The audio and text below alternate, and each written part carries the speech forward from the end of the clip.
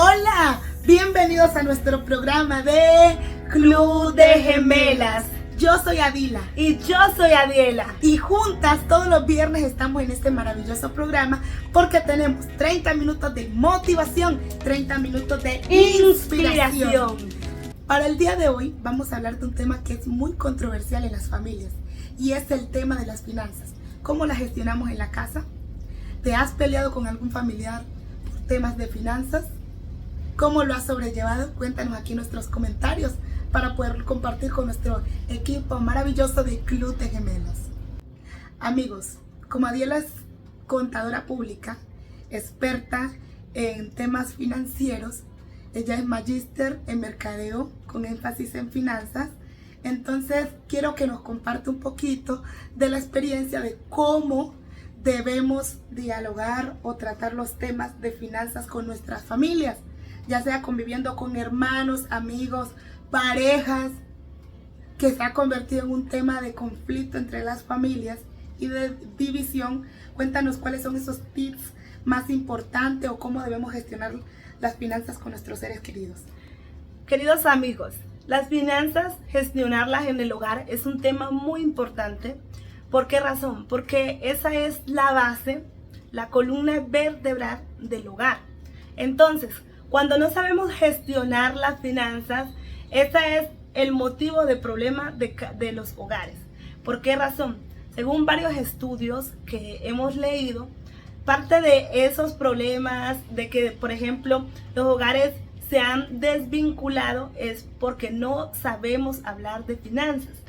Nosotros en el hogar debemos aprender a priorizar los gastos de los importantes y los que no son tan importantes. Esos que no son tan importantes quiere decir que pueden esperar. ¿Qué es lo primero que debemos hacer en el hogar? Les voy a poner un ejemplo sencillo y práctico para que sea fácil de entender. Mi hermana, un ejemplo, gana 4 millones y yo gano ese mismo ingreso. Entonces, ¿cuánto sería en el hogar que entrarían? 8 millones de pesos. Dicen, según los expertos en finanzas, que debemos gastar solamente el 70% de nuestros ingresos. Y el 30% de esos ingresos, 20% tiene que ser destinado para gastos que sean imprevistos, que no los tengamos al radar. Y el 10% deben irse a el ahorro. O sea que, por ejemplo, si tenemos unos ingresos de 8 millones, lo que nos debemos gastar es solamente el 70%.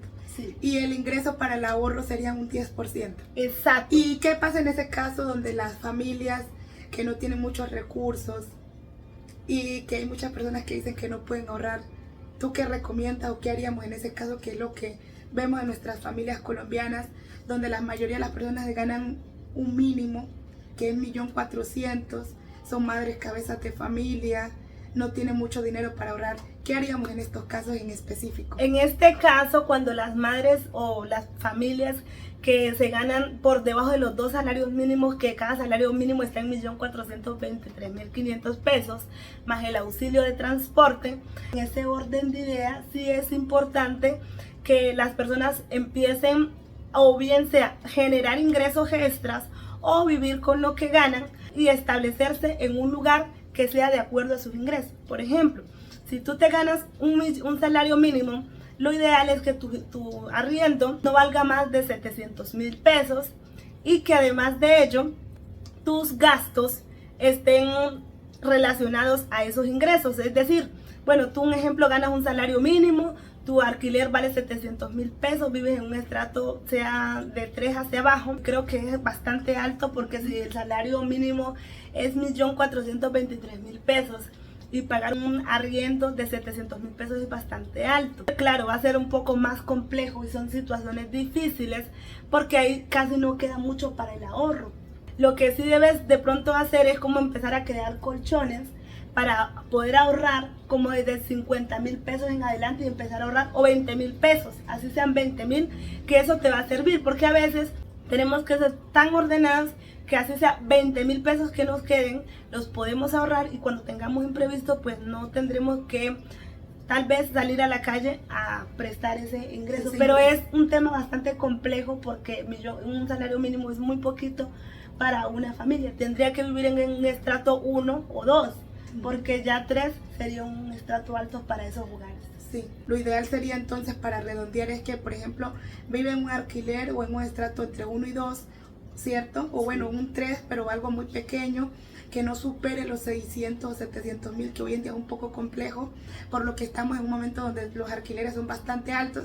Sin embargo, hay lugares donde pues obviamente se ajusta a ese presupuesto, y podrían ser entre unos 500 a 700 mil pesos, y pagar una alimentación que obviamente sería muy poquita y muy escasa, unos 500 mil más, serían en total 1.200.000, y lo que quedaría para el ahorro de esa familia sería entre unos 50 mil pesos, que lo ideal sería el 30%, pero como es un poco difícil, sería entonces ahorrar solamente, lo que dice Adiela, que como es tan complejo porque los ingresos son tan pocos, es ahorrar solamente 50 mil o 20 mil pesos. O sea que aunque ganemos poquito y es un poco difícil la situación que se vive en el país, sí es importante tener un colchoncito de ahorro. Y ahora quiero contarles una anécdota personal que yo viví cuando gestionaba mis recursos para mi universidad. Cuando yo entré a la universidad, primero trabajé, recogí como un semestre que me costaba más o menos de 5 millones, lo pagué. Y luego, cuando lo pagué, ya en el otro semestre ya se me hacía un poquito complicado, porque tenía que pagar otros gastos, como gastos de estilo de vida personal, que es lo que dice Adiela, que es alimentación, vivienda y demás. Entonces, yo no le recomiendo a nadie hacerlo. Yo creo que lo mejor es, siempre que vamos a hacer un proyecto, es tratar de ahorrar. Si usted dice, bueno, el año que viene, en el 2026, tengo pronosticado hacer una maestría, estudiar, hacer el pregrado, cualquier cosa que ustedes deseen hacer, es lo mejor, es siempre tener un colchón, ahorrar. Si pueden hacerlo con un año de anticipación, mejor. Yo cuando ingresé a la universidad lo hice con 6 meses de anticipación, y no lo recomiendo porque a veces pueden pasar muchas cosas.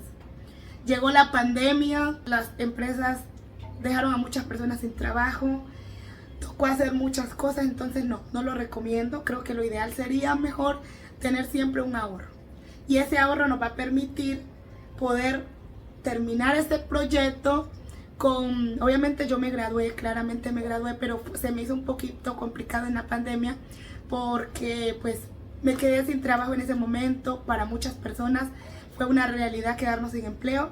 Claro que al mes o a los días, no recuerdo, más o menos como 15 días, ya tenía un nuevo empleo. Pero lo mejor es siempre tener un colchón, un ahorro que nos permita poder tener ese recurso disponible para poderlo ejercer. ¿Qué anécdota o qué experiencias o qué crees y qué quieres compartir de lo que te estoy contando, Adiela? Bueno, aparte de lo que dice Adila de tener el colchón financiero, es muy importante organizarse en las finanzas, porque de esta manera no vamos a caer en el sobreendeudamiento. ¿Qué significa eso? Tener varias líneas de créditos activas, entidades financieras. De acuerdo a lo que dice Adila de tener un colchón financiero, sí es muy importante para seguir con esas metas. ¿Por qué razón? Porque cuando caemos en el sobreendeudamiento nos queda más difícil lograr muchos proyectos. Entonces, si tenemos un proyecto que requiere bastantes ingresos, lo mejor o lo ideal es ahorrar con tiempo. Y si no hay la posibilidad de ahorrar con tiempo, es mejor postergar, y cuando ya tengamos el dinero suficiente, empezar a realizar ese proyecto. ¿Por qué razón? Según estudios, en el año 2024 hay actualmente una tendencia que se llama consumo inteligente.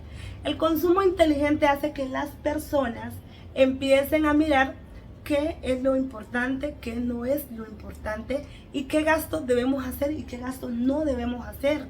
Entonces, cuando nosotros empezamos a priorizar, a comprar cosas de calidad, que sean más duraderas en el tiempo, va a permitir que eso nos ayude a ahorrar un poco más y no caer en el sobreendeudamiento, que es tener un endeudamiento mayor a nuestra capacidad financiera. Y para las personas que ganan un salario mínimo o que ganan por debajo de 3 salarios mínimos, les recomiendo que siempre empiecen a ahorrar de acuerdo a lo que les vaya quedando, pero también es importante hacer un presupuesto, así sea pequeño, 20,000 pesos o 50,000 pesos. Sé que es poquito, sé que muchas personas me van a decir, mira, es que con un salario mínimo queda muy difícil hacer ahorros. Sí, yo lo sé, lo entiendo, pero sí es importante que así sean 20,000 pesos que se ahorren en el mes. Es importante para poder gestionar esas finanzas personales.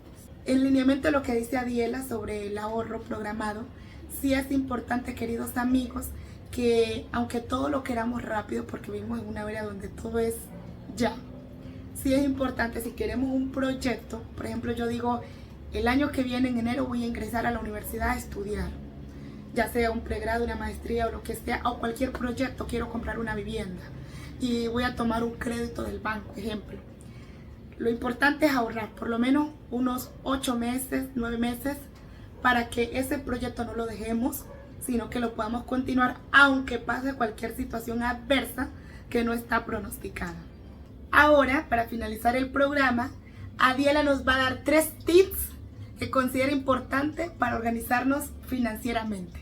Esos 3 tips importantes son: primero, reevaluar los gastos, evitar los gastos hormigas y priorizar los más importantes, para que de esta manera podamos optimizar nuestras finanzas. Segundo, hacer un colchón financiero. Eso siempre nos va a permitir tener una solvencia económica de tal manera que podamos ahorrar con tiempo y no dejar el proyecto a mitad de camino. Y tercer y último tip es pagar todas las deudas. Cuando ya paguemos todo lo que debamos, vamos a tener un alivio financiero, lo que nos va a permitir gestionar mejor nuestras finanzas. Muchas gracias, Adiela, por esos consejos en el día de hoy, y gracias a todos nuestros amigos de Club de Gemelas por ver este maravilloso programa. Nos vemos en el próximo episodio. Chao, chao.